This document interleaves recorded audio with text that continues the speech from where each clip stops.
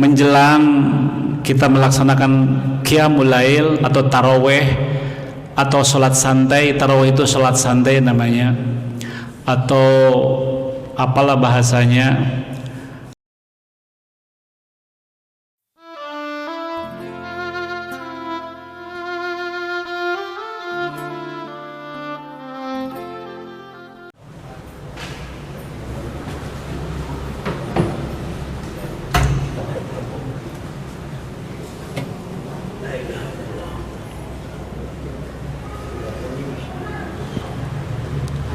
Bapak-bapak sehat semua? Yang ngantuk boleh tidur, Pak.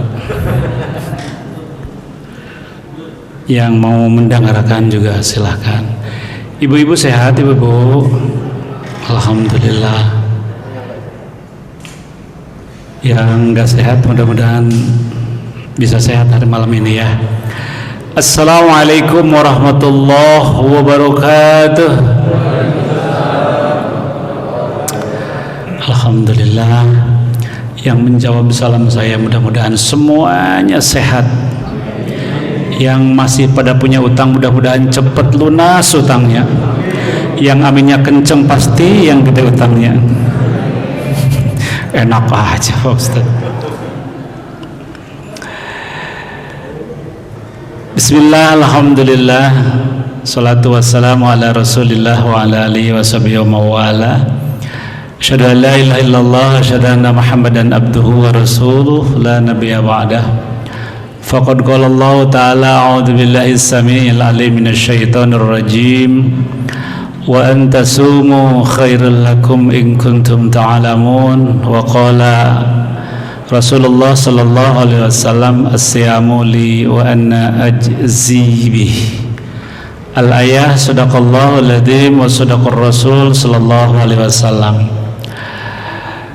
Para alim, para ulama, para ustadz, tokoh masyarakat, Bapak RT, Bapak RW, majelis taklim, dan anak-anakku yang saya hormati, yang saya banggakan, kaum muslimin, kesempatan yang baik ini tidak ada kata yang paling indah selain rasa syukur kita kepada Allah atas nikmat yang Allah berikan kepada kita. Semoga makin hari makin banyak nilai amaliyah yang Allah selalu mencatat dalam kebaikan kita, dan Allah selalu mengampuni hilap dan dosa kita.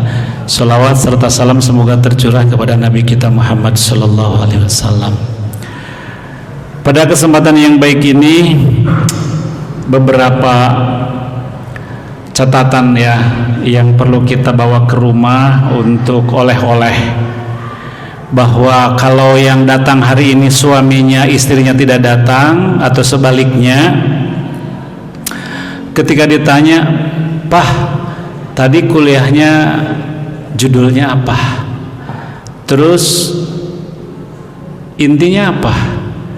Jangan sampai, "Wah, pokoknya tadi ceramahnya, iya kenapa? Iya kenapa? Lucu," katanya. Itu nggak bawa dampak itu. Jangan sampai seperti itu. Kalau kita melihat di dalam surat yang ketiga ayat 104, itu orang yang beruntung di hadapan Allah. Allah berfirman di ujung ayat, wa ulaika humul muflihun. Itulah orang yang beruntung. Maka malam ini menjelang kita melaksanakan qiyamul lail atau taraweh atau sholat santai. Taraweh itu sholat santai namanya, atau apalah bahasanya. Ada yang 8, 3 witir, ada yang 23, nambah di rumah, macam-macam lah. Yang penting jangan seperti kemarin ceramah di kampung biasa baca 1 rakaat itu 1 lembar, 1 rakaat 1 lembar. Kalau di kampung kan mau taraweh itu lihat-lihat dulu siapa imamnya. Imamnya Ustadz Dr. Ahmad Yani, panjang dia mah. Ya jangan di situ. Pas dia, nah ini nih bacaannya pendek, kuliah sama kulhu. Ini mantep ini. Pas satu saat ditanya, ini 23 rakaat atau 8 rakaat? 3 dengan witir 11. 23 Pak Ustaz. Kalau saya biasa 8, 3 dengan witir, 23 di sini. Oke, karena disuruh jadi imam, jadilah imam. Yang biasa dibaca surat yang panjang-panjang. Baru melaksanakan 8 rakaat, berdiri imam. Ntar dulu. Ini sudah 8 rakaat. Tinggal mau diteruskan 23 atau udah cukup Pak Ustadz, nggak usah diteruskan 8 saja katanya. Wah, berarti nggak siap ini tarawehnya. Ini artinya kita kalau udah masuk ke sini jangan sekali-kali nyesal. Imamnya panjang banget bacaannya. Satu saat disuruh berdiri lagi sholat, berdiri. Panjang dia mah sholatnya, tenang aja. Ntar kalau udah ruku saya berdiri. Kedengerin sama imam tuh. Imam juga spekulasi. Pas gil waladdallin, amin. Ayo berdiri. Imamnya udah waladdallin. Ntar dia panjang. Imamnya bilang Yasin, tuh kan Yasin panjang. Langsung ruku imamnya.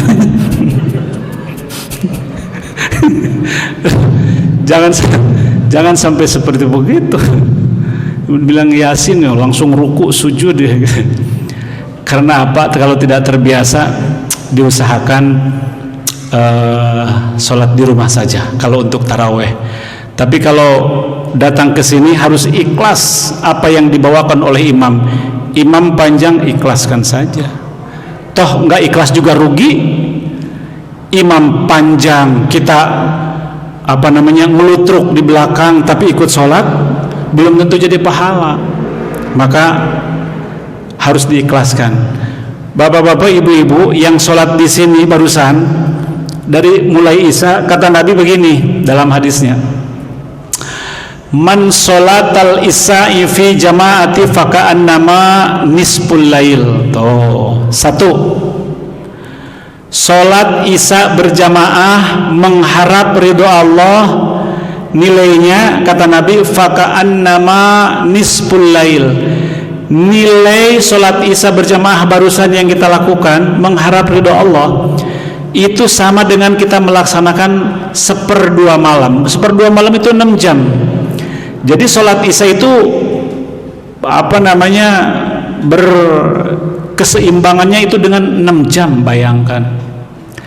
Dan hebatnya sholat umat Nabi Muhammad itu dibandingkan dengan malaikat.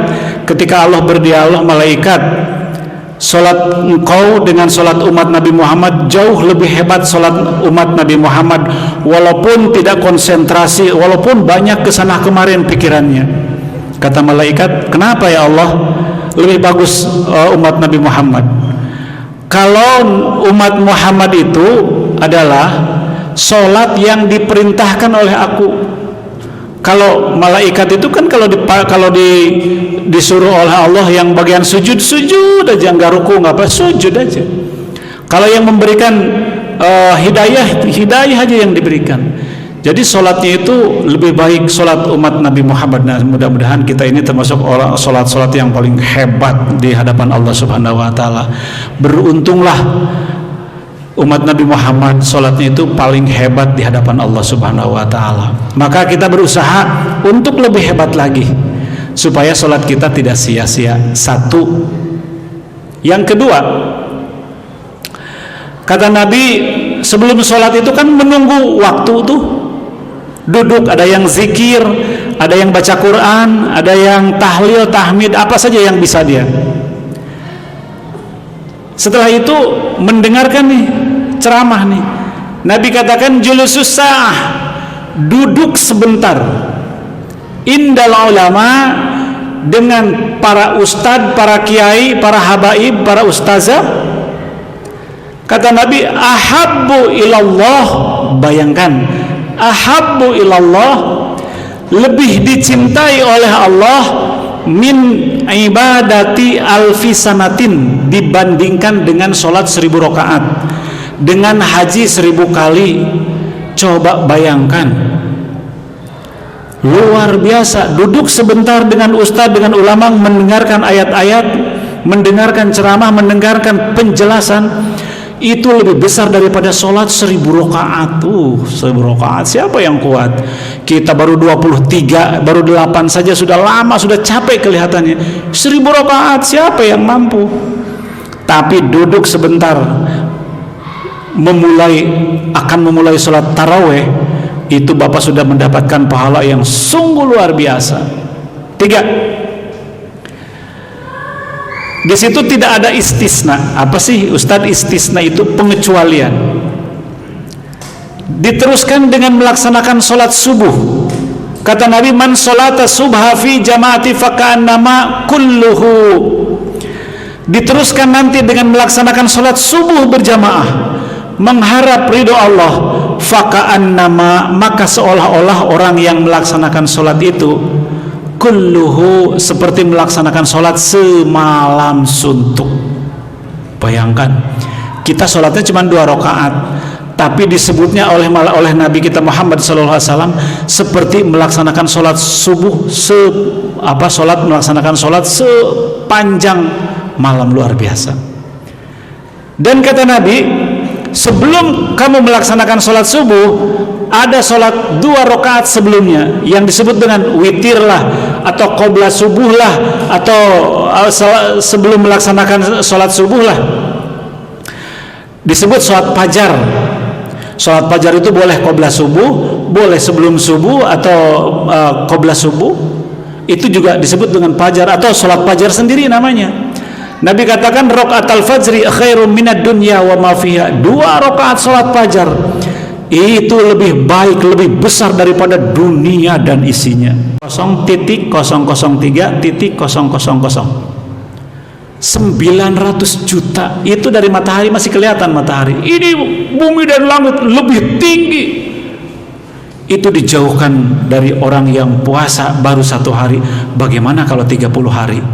Makanya saya lihat wajah-wajahnya calon-calon surga semuanya, Masya Allah. Amin atau panjang, amin susah banget.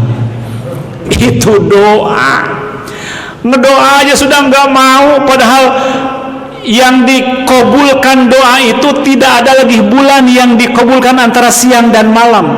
Doa kita ini siang dan malam dikabulkan oleh Allah Subhanahu Wa Taala, dan tidak ada bulan yang dikabulkan siang malam kecuali bulan Ramadan.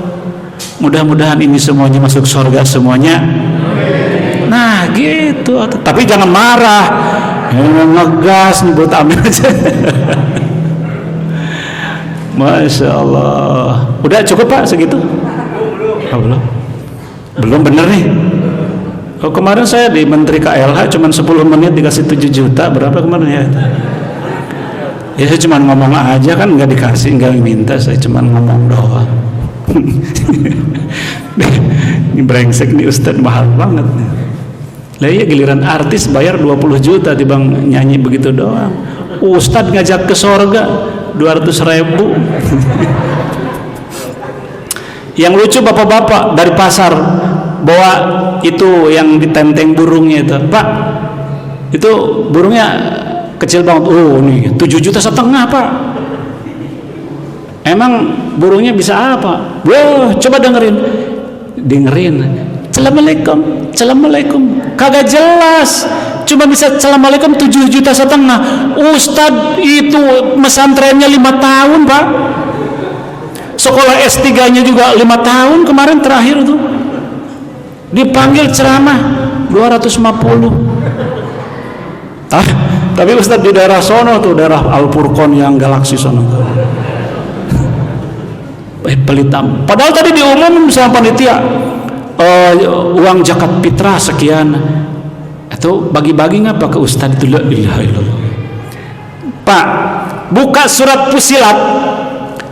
Surat Fusilat itu surat ke-41 ayat 8. Bismillahirrahmanirrahim. Boleh nggak digituin Pak? Boleh nggak digituin? Kalau nggak, kalau jelek suaranya jangan Pak, kalau bagus boleh. Gitu apa sih? Itu bayati itu nama. belum nahwan, belum jawabul jawab, wah itu belum. Kalau ilmunya sudah tahu mah boleh dong. Yang penting jangan dimasukin ke lagu yang dangdut, apa yang bajunya suka gede itu tuh, si Aipama ya, Rama Aipama, azan dimasukin ke situ, hayya 'alas shalah. Nah itu nggak boleh. Kalau di bayatinya dikencengin begitu ya sah-sah saja. Maka di kesempatan ini jangan sekali-kali kita sia-siakan. Waktu kita ini singkat sekali. Ada yang nanya, Ustadz, bagaimana saya ini udah tua nih 70 tahun lebih, bagaimana ibadah yang enteng, mudah dan gampang dilakukan tapi pahalanya besar? Ini persis ketika Nabi mengumpulkan sahabat, dikumpulkan oleh Nabi kita Muhammad SAW. Sahabat, satu saat kalau kiamat sudah datang, kiamat sudah terjadi, dan nanti semuanya ditimbang, diponis, ditanya. Lihat nanti di dalam surat 19 ya, surat 19 itu surat Maryam, dari mulai ayat 69 sampai 70 lah, cerita tentang itu. Kata Allah Subhanahu wa taala, semua makhluk Allah harus mendatangi neraka, wajib, karena udah ketentuan Allah. Nah, tentang surat Maryam, baca di situ nanti pulang dari rumah, dari sini dibaca situ. Wajib, dan hanya orang-orang yang takwa yang akan diselamatkan. Bahkan orang-orang yang akan masuk surga itu bareng bersama-sama. Di dalam surat Al-Jumar, wasiqal ladzina taqaw rabbahum ilal jannati jumaro. Nanti masuk surga bareng-bareng. Begitu juga masuk neraka juga bareng-bareng. Ada 2 tempat di sana itu. Yang masuk ke surga bareng, yang masuk ke neraka juga bareng. Di dalam surat Al-Jumar ayat 71 dan 73. Tinggal dibuka. Maka Nabi ketika ditanya, mau pada saat nanti ditimbang di hadapan yang Maha Kuasa lebih berat kepada timbangan yang baik, mau ya Rasul? Nabi katakan, kalimatani, 2 kalimat yang Allah sangat cinta terhadap kalimat itu. Khafifatani ala lisan. Lisan ini mudah, gampang menyampaikan atau mengucapkan atau membacakan. Tapi habibatani ala rahman. Ar-Rahman itu yang dimaksud adalah Allah yang Maha Pengasih Penyayang. Allah Subhanahu wa taala sangat mencintai kepada orang yang membaca 2 kalimat ini. Di ujungnya sakilatani fil mizan, dalam timbangan sangat berat, dalam timbangan kebaikan. Ya Rasul, apa itu? Subhanallah wa bihamdihi subhanallahil azim, astaghfirullah. 2 kalimat itu yang enteng diucapkan tapi berat dalam timbangan. Hadisnya sahih. Sahih. Ustadz mana yang tidak mensahihkan terhadap hadis ini? Semua ustadz sepakat sahih. Nah, kalau sudah tahu seperti begitu, ibadah tidak perlu capek-capek. Zikir dimanapun, lagi duduk, nunggu taksi, nunggu koasi, nunggu teman, nunggu motor, mobil, subhanallah bihamdi, subhanallahil azim, subhanallah bihamdi, subhanallah. Apalagi sudah usia kita udah di angka 70 tahun, yang paling enteng itu subhanallah bihamdi, subhanallahil azim, subhanallah bihamdi, subhanallah. Pahalanya besar sekali, berat dalam timbangan. Bapak Ibu yang saya hormati, yang saya banggakan.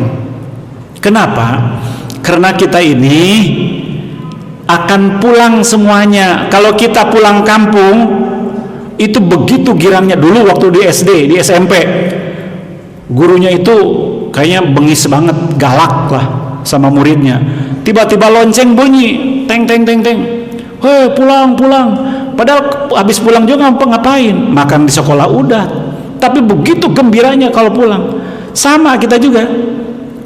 2 tahun kemarin kita nggak pulang-pulang. Sekarang diberikan kesempatan, pasti asik sekali saya ketemu orang tua, kalau saya mau ketemu keluarga, saya ketemu teman-teman, saudara dan sebagainya. Yang lain sekalian pamer, saya bawa mobil, dulu kan naik bis, sekarang naik mobil. Cuma nggak ngomong, pokoknya ada yang begitulah, ada yang pamer macam terserah lah. Tapi itu pulangnya sementara. Pulang yang diberikan kenikmatan, diberikan kebahagiaan oleh Allah Subhanahu wa taala. Catat surat 16 ayat 32. Apa bunyinya? Allah berfirman, a'udzubillahi minasyaitonir rajim, alladzi tatawaffahumul malaikatu thayyibina yaquluna assalamu alaikum udkhulul jannah. Al-ayat. Ini yang disebut dengan pulang gembira. Itu kondisinya adalah sedang syakaratul maut.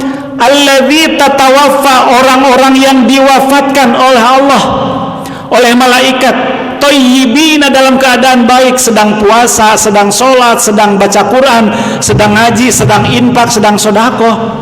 Tatawaffa, diwafatkannya pada saat seperti itu. Thayyibina, dalam keadaan baik, dalam posisi baik. Yaquluna, maka malaikat semua mengatakan, assalamualaikum udkhulul jannah. Selamat ya, Anda sudah mendapatkan tiket sorga. Belum mati orangnya, belum wafat, sedang sakaratul maut. Cuman orang tidak tahu, yang tahu cuman dia dengan Allah. Begitu gembiranya, saya udah pengen cepat mati, karena Allah sudah memberikan kegembiraan. Bayangin Pak, apa kata Allah? Karena apa yang kamu kerjakan baik. Subhanallah. Lain dengan pulangnya tidak tenang.